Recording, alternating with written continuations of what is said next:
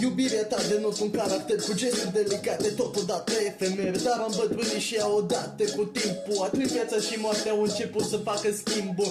Suflet cuprins de remușcare și de când dansez cu moartea mă tot călcă pe picioare. Un suflet pur, dormind visează, răul transpus în bine veghează, buzele sfâșiate, ochii sângerează.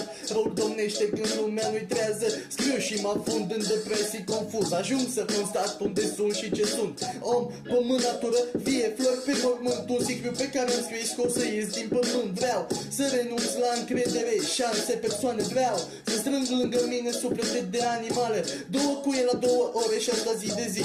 Acum privesc în gol adânc în care mor zi de zi.